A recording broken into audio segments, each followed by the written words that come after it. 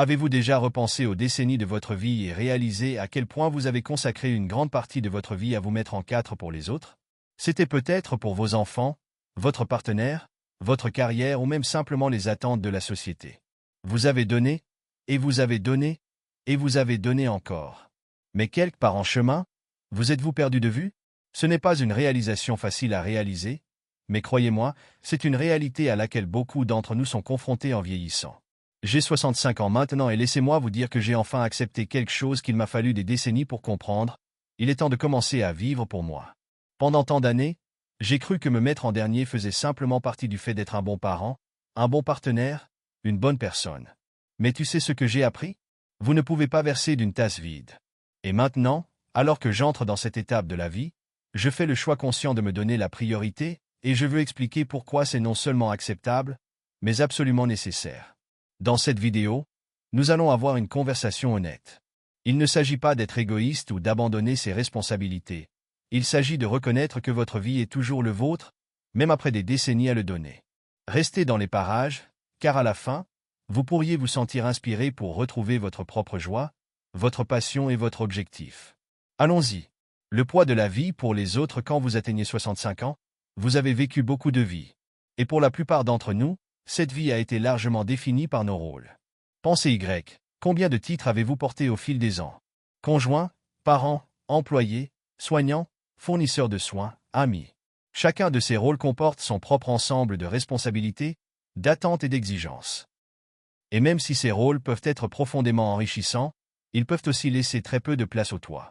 Je ne peux pas compter le nombre de fois où j'ai mis mes propres besoins de côté parce que quelqu'un d'autre avait davantage besoin de moi.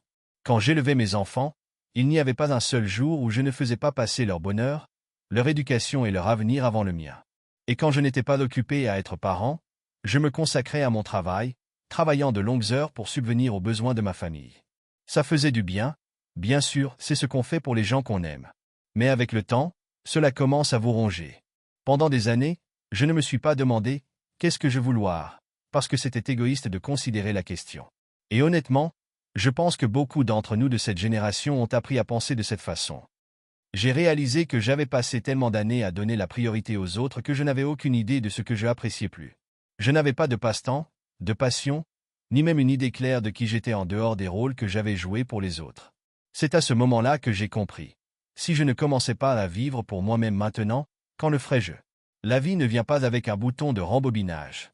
Et à 65 ans, je savais que je ne pouvais plus me permettre d'attendre plus longtemps pour donner la priorité à mon propre bonheur. Vivre pour soi n'est pas égoïste, c'est nécessaire. L'une des leçons les plus difficiles que j'ai dû apprendre est que vivre pour soi ne vous rend pas égoïste. En fait, c'est l'une des choses les plus généreuses que vous puissiez faire, non seulement pour vous-même, mais aussi pour les personnes qui vous aiment. Pourquoi?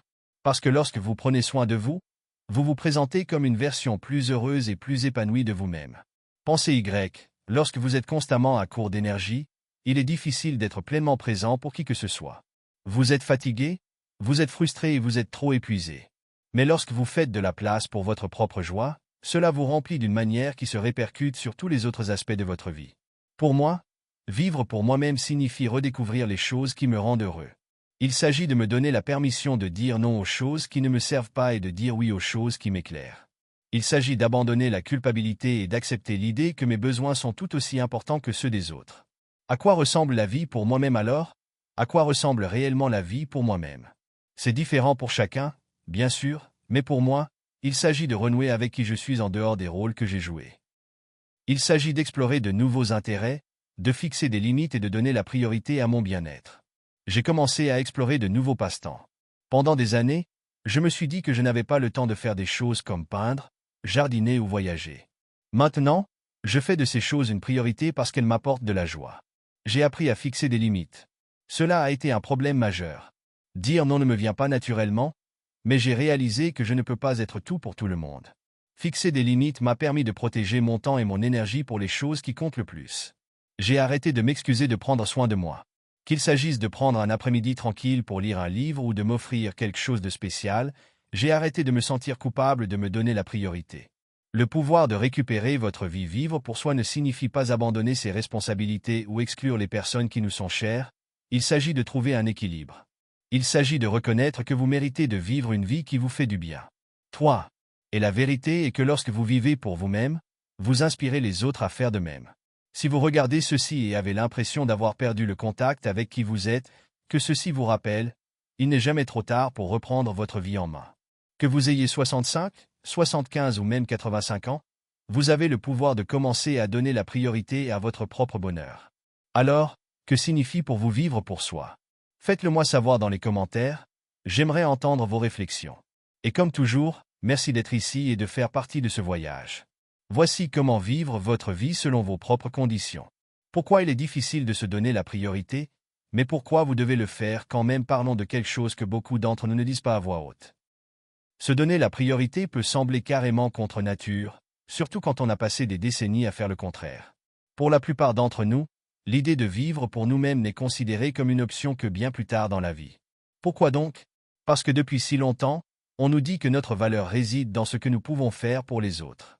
C'est un état d'esprit qui s'enracine en nous, parfois sans même que nous nous en rendions compte.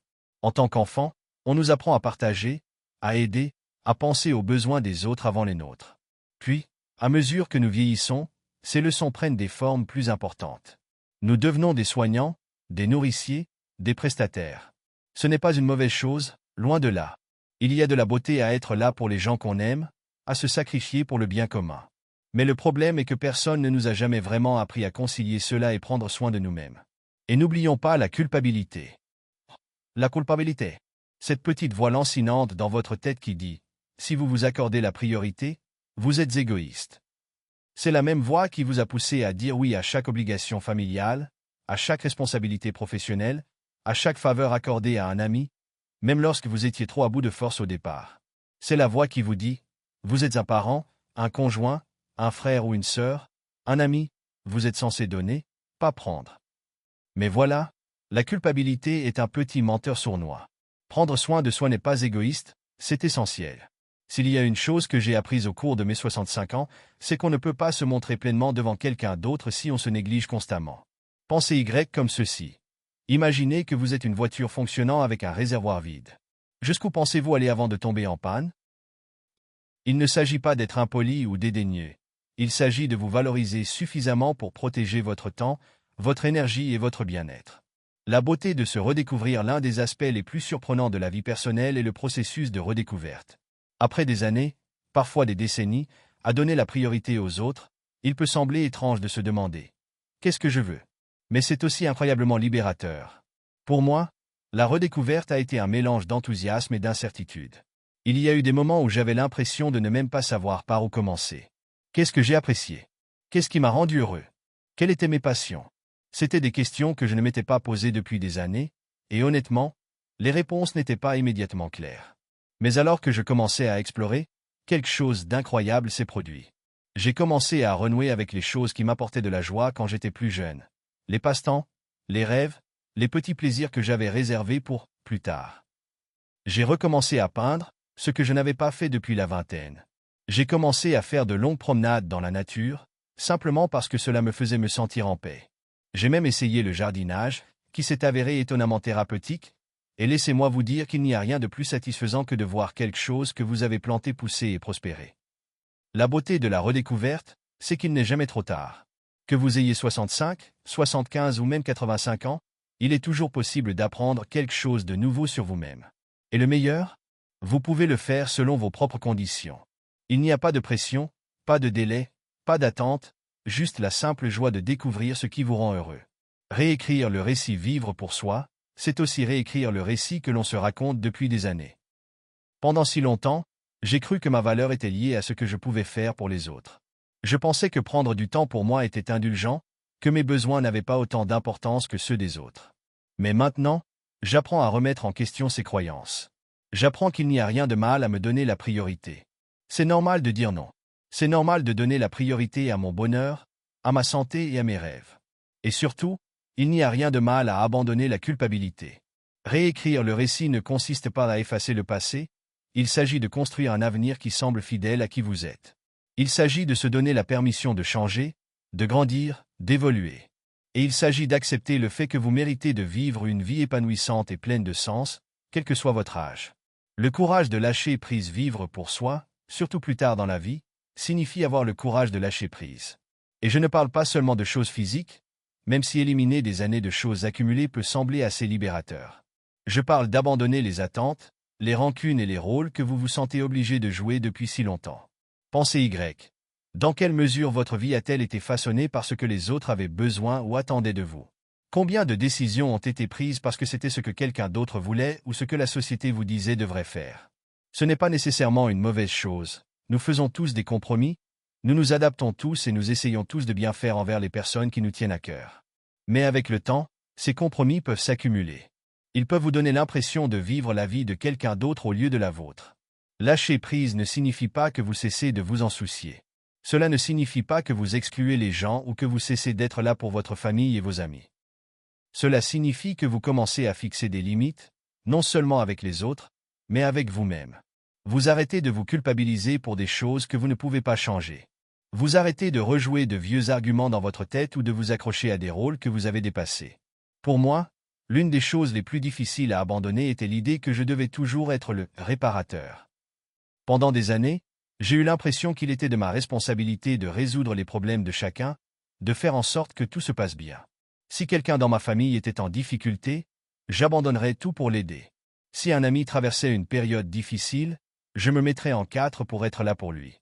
Et même si je ne regrette pas d'avoir apporté mon soutien, j'ai réalisé qu'essayer constamment de réparer, les choses avaient un coût. J'étais tellement occupé à prendre soin de tout le monde que je ne prenais pas soin de moi. L'abandon de ce rôle ne s'est pas fait du jour au lendemain. Il m'a fallu du temps et de nombreux moments inconfortables pour accepter que je ne pouvais pas être tout pour tout le monde. Mais une fois que je l'ai fait, c'était comme si un poids avait été levé. J'ai commencé à comprendre qu'en prenant du recul, je n'abandonnais pas les gens qui me tenaient à cœur, je leur donnais l'espace nécessaire pour comprendre les choses par eux-mêmes. Et ce faisant, je me donnais enfin l'espace dont j'avais besoin pour grandir. Récupérer la joie sans permission, l'une des leçons les plus importantes que j'ai apprises est que vous n'avez besoin de la permission de personne d'autre pour vivre pour vous-même. Cela peut paraître évident, mais pour beaucoup d'entre nous, ce n'est pas le cas.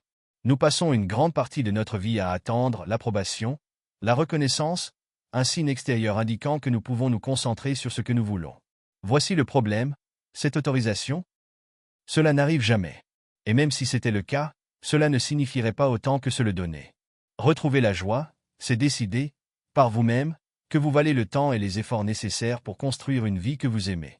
Pour moi, retrouver la joie a été un voyage profondément personnel. Cela ne ressemble pas à ce à quoi on pourrait s'attendre, et honnêtement, c'est le point. Je ne voulais pas suivre l'idée du bonheur de quelqu'un d'autre, je voulais comprendre ce que le bonheur signifiait pour moi. Parfois, cela signifiait renouer avec d'anciennes passions, comme l'écriture ou la musique. D'autres fois, cela impliquait d'essayer quelque chose de complètement nouveau, comme le yoga ou la méditation. Et parfois, c'était aussi simple que de passer un après-midi tranquille avec un bon livre ou de se promener sans destination en tête. Ce qui m'a le plus surpris, c'est la joie que je trouvais dans les petites choses, le genre de choses que j'avais l'habitude de négliger lorsque j'étais trop occupé à me précipiter d'une obligation à l'autre. Regarder le lever du soleil, écouter les oiseaux devant ma fenêtre, avoir une conversation tranquille avec un ami. Ces moments sont devenus le fondement d'une vie pleine de sens et épanouissante. Et le meilleur, une fois que j'ai commencé à retrouver de la joie, j'ai découvert que j'avais encore plus à donner aux gens autour de moi. Je ne fonctionnais plus à vide. Je n'étais ni irrité ni épuisé. J'étais présent pleinement et complètement, comme je ne l'avais pas été depuis des années. Faire face au refoulement, bien sûr, vivre pour soi n'est pas toujours facile. Tout le monde ne comprendra pas vos choix, et ce n'est pas grave. Ce qui compte, c'est que vous les compreniez. Quand j'ai commencé à fixer des limites et à donner la priorité à mon propre bonheur, tout le monde n'en était pas ravi. Certaines personnes étaient confuses. D'autres ont été blessés. Certains m'ont même accusé d'être égoïste. Et même si je ne peux pas dire que ça ne me faisait pas mal, je savais au fond de moi que leur réaction avait plus à voir avec eux qu'avec moi. Vous voyez, lorsque vous commencez à vivre pour vous-même, cela oblige les autres à repenser leurs attentes. S'ils sont habitués à ce que vous disiez toujours oui, en donnant toujours la priorité à leurs besoins, vos nouvelles limites pourraient ressembler à un rejet. Mais ce n'est pas un rejet, c'est un recalibrage. C'est une façon de dire « je t'aime, mais je m'aime aussi ». Et je dois faire de la place aux deux. La clé est de rester ferme dans vos décisions sans devenir sur la défensive ou conflictuel. Vous ne devez aucune explication à personne pour avoir choisi de donner la priorité à votre bien-être. Mais si vous pensez que cela peut aider, vous pouvez toujours aborder la conversation avec gentillesse et honnêteté. Faites-leur savoir que vos choix ne visent pas à les exclure, mais à construire une vie authentique et équilibrée. Au fil du temps, la plupart des gens finiront par respecter vos limites, même s'ils ne les comprennent pas pleinement. Et pour ceux qui ne le font pas, c'est bien aussi. Vivre pour soi, c'est accepter que tout le monde ne sera pas d'accord avec vos choix et que leur approbation n'est pas nécessaire à votre bonheur. Embrasser le voyage inachevé à 65 ans, j'ai réalisé que vivre pour soi n'est pas une destination, c'est un voyage. Il ne s'agit pas d'atteindre un état parfait de bonheur ou d'épanouissement. Il s'agit d'évoluer, d'apprendre et de grandir constamment. Certains jours, j'ai l'impression d'avoir tout compris. Les autres jours, pas tellement. Et ça va. Ce qui compte, c'est que je me présente, jour après jour, de toutes les manières possibles. Je me donne la grâce de faire des erreurs, de changer d'avis, de continuer à essayer. Vivre pour soi, c'est bien plus que simplement se donner la priorité. Il s'agit d'accepter la personne que vous êtes devenue, ses défauts et tout. Il s'agit de célébrer votre résilience, votre sagesse, votre perspective unique sur le monde. Et il s'agit de savoir, au fond, que vous êtes suffisant, tel que vous êtes. Vivre pour soi n'est pas seulement une question de grandes déclarations ou de changements radicaux, c'est aussi une question de décisions discrètes et tacites que vous prenez chaque jour. Cela dépend de la façon dont vous choisissez de passer vos matinées, de la façon dont vous vous réservez du temps et de la façon dont vous honorez vos propres besoins, même lorsque personne d'autre ne vous regarde. Ce n'est pas bruyant ou n'attire pas l'attention, c'est délibéré, presque sacré. Pour moi, l'une des parties les plus transformatrices de ce voyage a été d'apprendre à m'écouter à nouveau. Après des décennies à se concentrer sur les autres, les enfants, un partenaire, la famille élargie, des collègues de travail, il est étonnamment facile de perdre le fil de sa propre voix. Vous commencez à oublier ce qui vous rend heureux, ce qui vous excite ou même ce qui vous calme lors d'une mauvaise journée. Cette voix, celle qui murmure ce dont vous avez besoin, est enfouie sous tous les bruits et attentes de la vie. S'y reconnecter est un processus qui demande de la patience, oui, un peu d'inconfort. Au début, c'était étrange de me demander « Qu'est-ce que je veux ? De quoi ai-je besoin en ce moment ?» Je n'avais pas l'habitude de répondre à ces questions honnêtement, je n'avais même pas l'habitude de les poser. C'était égoïste, voire indulgent. Mais peu à peu, j'ai réalisé que ce n'était pas de l'égoïsme. C'était le respect de soi. C'était prendre soin de soi. Une fois que j'ai commencé à m'y connecter, j'ai remarqué à quel point j'avais ignoré au fil des ans des choses petites mais importantes. Par exemple, je savais depuis longtemps que j'adorais écrire, mais je l'avais toujours mis de côté parce que je n'avais pas le temps ou parce que cela ne me semblait pas productif. Un jour, j'ai décidé de prendre un cahier et de commencer. Pas de pression, pas de délai, pas d'attente. Juste la joie de mettre des mots sur une page. Ce simple acte m'a rappelé à quel point il pouvait être gratifiant de faire quelque chose uniquement pour moi-même. Cependant, ce ne sont pas seulement des passe-temps ou des intérêts que j'ai redécouverts. J'ai aussi commencé à remarquer les petites joies de la vie quotidienne que j'avais négligées pendant si longtemps. Le goût d'une tasse de café lorsque vous n'êtes pas pressé de la boire. Le calme d'une matinée tranquille avant que le reste du monde ne se réveille. La façon dont la lumière filtre à travers les arbres lorsque vous vous prenez sans destination en tête. Ce ne sont pas de grands moments dramatiques. Ils sont ordinaires, presque banals. Mais quand on vit pour soi, ils commencent à se sentir extraordinaires. Ils nous rappellent que la vie n'a pas besoin d'être occupée ou compliquée pour avoir un sens. Parfois, ce sont les choses les plus simples qui apportent le sentiment de paix le plus profond. J'ai également dû me confronter à une vérité avec laquelle je pense que beaucoup de gens de mon âge sont aux prises.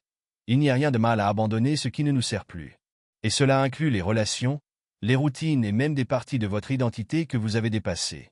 Pendant des années, je m'étais accroché à certaines amitiés par sentiment d'obligation. C'étaient des gens que je connaissais depuis des décennies et je me disais que la longévité à elle seule était une raison suffisante pour les garder dans ma vie. Mais au fil du temps, j'ai commencé à remarquer que certaines de ces relations n'ajoutaient plus rien de positif à ma vie. En fait, ils faisaient le contraire, ils m'épuisaient. C'est une réalisation difficile à réaliser, surtout lorsque l'on apprécie la loyauté et l'histoire. Mais vivre pour soi, c'est être honnête sur ce dont on a besoin et ce dont on n'a pas besoin. Il ne s'agit pas de couper les ponts ou d'éloigner les gens sans motif. Il s'agit de reconnaître quand une relation a suivi son cours et d'avoir le courage de prendre du recul. Quand je l'ai fait, quelque chose d'incroyable s'est produit. L'espace que j'ai créé en abandonnant ces relations épuisantes a été rapidement rempli par autre chose, quelque chose de mieux. J'ai commencé à établir des liens plus profonds avec des personnes qui partageaient mes valeurs, qui ont soutenu mon évolution et qui m'ont fait me sentir vraiment vu. Ce n'étaient pas toujours des gens que je connaissais depuis des années. Parfois, il s'agissait de nouvelles connaissances qui se sentaient comme des âmes sœurs. C'est drôle comment ça marche. Lorsque vous débarrassez votre vie du désordre, qu'il soit physique, émotionnel ou social, vous faites de la place à ce qui compte vraiment.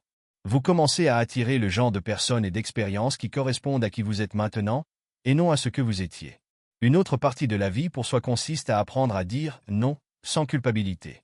Pendant une grande partie de ma vie, un « non » m'a semblé être un gros mot. Je ne voulais décevoir personne et je ne voulais certainement pas paraître ingrat ou méchant. Alors j'ai dit « oui » à des choses que je ne voulais pas faire, encore et encore. Mais chaque fois que je disais « oui », alors que je voulais vraiment dire « non », je rognais mon propre sens de l'action. Je donnais une partie de mon temps, de mon énergie et de mon bonheur. Et pourquoi? Pour éviter un moment d'inconfort? Pour maintenir la paix? Il m'a fallu beaucoup de temps pour réaliser que « non » n'est pas seulement un rejet, c'est une affirmation. C'est une façon de se dire « oui » à soi-même et aux choses qui comptent vraiment pour nous. Maintenant, quand je dis « non », je ne me sens pas coupable. Je me sens habilité. J'ai l'impression d'honorer mes propres besoins et de protéger mon temps. Et le meilleur? La plupart des gens le respectent. Ils ne sont peut-être pas toujours ravis, mais ils comprennent. Et ceux qui ne le font pas? Eh bien, cela me dit tout ce que je dois savoir sur la relation. L'une des leçons les plus surprenantes que j'ai apprises est que vivre pour soi ne signifie pas vivre seul. En fait, c'est le contraire. Lorsque vous commencez à donner la priorité à votre propre bonheur et à votre bien-être, vous avez plus à donner aux personnes qui vous sont chères. J'ai remarqué que mes relations se sont améliorées depuis que j'ai commencé à vivre pour moi-même. Je suis plus présent, plus engagé et plus authentique. Je ne prétends pas être quelque chose que je ne suis pas, et je ne porte pas de ressentiment face à des sacrifices tacites.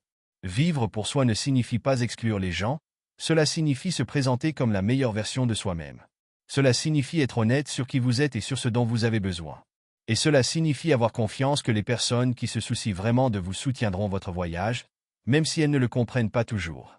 Vivre pour soi, surtout plus tard dans la vie, n'est pas un acte de rébellion, c'est un acte de récupération. Vous récupérez votre temps, votre joie et votre capacité à prendre des décisions sans l'intervention d'un comité. L'une des choses que j'ai découvertes à propos de ce processus est la clarté qu'il apporte.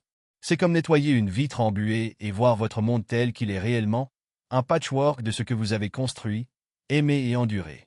Et au centre de tout cela se trouve vous, quelqu'un qui continue d'évoluer, d'apprendre et qui mérite toujours de la joie. Ce qui est devenu clair pour moi, c'est que vivre pour soi, c'est aussi réinventer ses priorités. Pendant des décennies, la vie avance si vite qu'on se retrouve en pilote automatique. Vous vous concentrez sur l'essentiel, joindre les deux bouts, élever des enfants, garder un foyer ensemble, et ces priorités, bien qu'importantes, laissent souvent peu de place à l'introspection. Mais lorsque vous atteignez cette étape de la vie, vous avez la rare opportunité de prendre du recul et de vous demander « Qu'est-ce qui compte vraiment pour moi maintenant ?» Pas ce qui comptait il y a 10 ou 20 ans, mais ce qui a du sens pour ce chapitre de votre vie. Il ne s'agit pas de tout réécrire, vos choix et priorités passées ont atteint leur objectif, mais il s'agit de recalibrer. Vous n'êtes plus la même personne que vous étiez à 30 ou 40 ans, il est donc logique que ce que vous attendez de la vie change également. L'un des premiers changements que j'ai apportés a été la façon dont je perçois le temps. Le temps, à 65 ans, est différent de ce qu'il était lorsque j'étais plus jeune. Cela semble plus précieux, comme s'il valait la peine d'être gardé avec acharnement. Ce n'est pas que je sois constamment conscient du temps qui passe, c'est plutôt que j'ai réalisé tout ce que j'ai donné sans réfléchir. J'ai passé des années dans des réunions qui n'avaient pas d'importance, dans des conversations qui m'épuisaient et dans des engagements qui ressemblaient plus à des obligations qu'à des opportunités. Vivre pour moi-même signifie désormais traiter le temps comme une monnaie et me demander « Est-ce que cela vaut la peine de le dépenser ?» Si la réponse n'est pas clairement oui, alors je laisse tomber. Cela peut vouloir dire refuser une invitation ou me retirer d'un projet qui ne me passionne plus. Il ne s'agit pas d'être égoïste, mais d'être intentionnel. Par exemple, j'ai arrêté le multitâche. Quand je savoure une tasse de thé, je suis juste profiter de ce thé. Je ne fais pas défiler mon téléphone ni ne fais une liste mentale de choses à faire. Lorsque je passe du temps avec un être cher, je suis pleinement là. Je l'écoute, je m'engage et je m'imprègne du moment présent. C'est un changement simple, mais cela a fait une énorme différence dans la façon dont je me sens présent dans ma propre vie. Un autre domaine dans lequel j'ai modifié mes priorités concerne la manière dont j'aborde les relations. Lorsque vous êtes plus jeune, les relations ressemblent souvent à un jeu de chiffres. Combien d'amis vous avez, combien de membres de votre famille vous pouvez rendre heureux, quelle est l'étendue de votre cercle social.